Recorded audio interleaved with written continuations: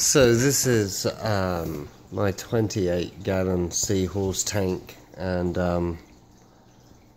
been asked a few people how to set one up. This is very basic actually, and in the next couple of weeks I'm going to set up a 40-gallon, and I'm gonna do a lot of things that I've learned along the way and make this a lot better. But these guys are pretty happy. I have 3 of them. Have a male that I think is carrying eggs at the moment. He's mating with this female here, and then also have another female here. They're very friendly. In fact, I can actually pet her.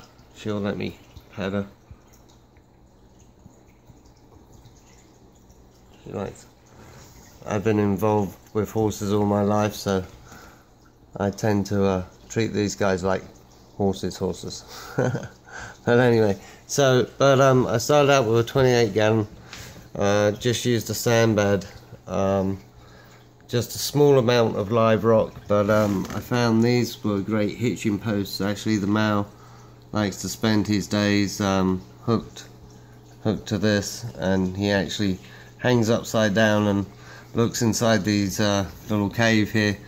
And a couple of times I thought he was dead, but he was just hanging upside down looking in the cave. They don't like a lot of light, so you don't have to go real fancy with the light. In fact, I had this whole cover, and I had a little single strip LED that I glued in there and used that as a light. And then the only other thing I did, I put two of these 30-gallon filters on the back, just to give me a better filter on the water. Temperature, don't keep them as warm as like a reef tank, so I keep mine around 76. So between around 76 is real good for those guys. When I first got these guys, I was told they were eating frozen brine, and you can I just use these as little feeding trays to stop the sandbag getting too dirty. Feed them 3 times a day. They eat very slowly, so I feed these guys get fed 3 times a day. But I got them off the frozen brine. They didn't seem happy on it, and I was worried they weren't eating. So actually, I got a kit, and I now do my own live brine, and they love that. And I'll show you my little brine farm here in a second.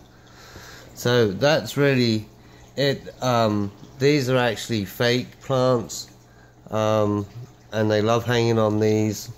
In my next tank, I'm going to have more live rock, and actually bringing in live plants and do a live plant bed at the bottom. So the 40 is going to be exciting, but I'll show you the brine factory here in a second.